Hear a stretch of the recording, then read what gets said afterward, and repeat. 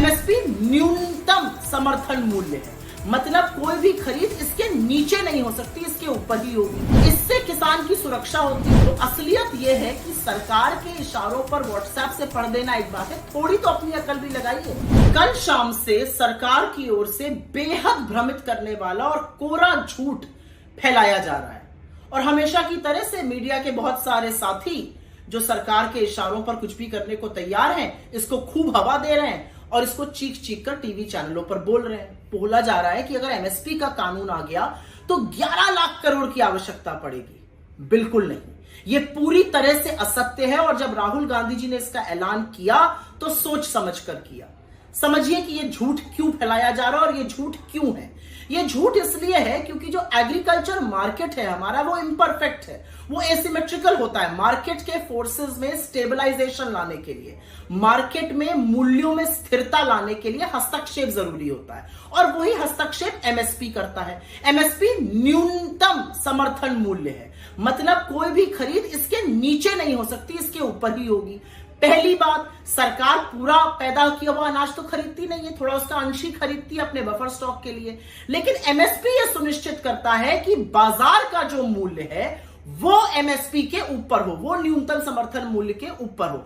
इससे किसान की सुरक्षा होती है। अगर बहुत ज्यादा उपज हो गई और एकदम से दाम गिर गया तो एमएसपी यह सुरक्षित करता है कि बाजार के फोर्सेस उसको कम दाम पे खरीद कर स्टॉक ना करने और फिर बाजार में बेचकर बड़ा मुनाफा ना कमाए। सुनिश्चित करता है कि एमएसपी के चलते किसानों की सुरक्षा होती रहे। तो एमएसपी एक फ्लोर प्राइस सुनिश्चित करता है। इसका एक छोटा सा उदाहरण यह है कि 2005 से 2011 के बीच में मनरेगा में जो राशि यूज होती थी, इस्तेमाल होती थी, उसमें भारी गिरावट आई।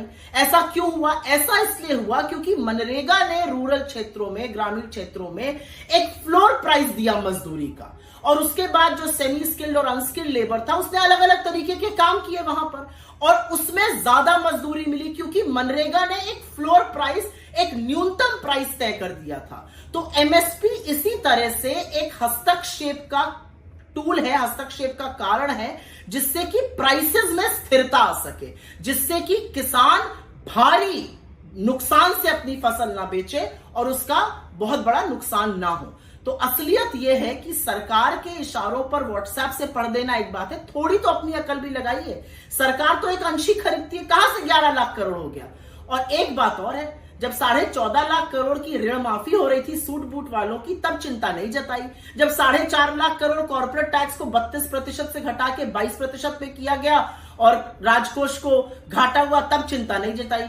किसानों की बात पर सरकार के भ्रम और झूठ को फैलाने के बजाय थोड़ी सी विवेक और थोड़ी सी बुद्धि का खुद भी इस्तेमाल कीजिए।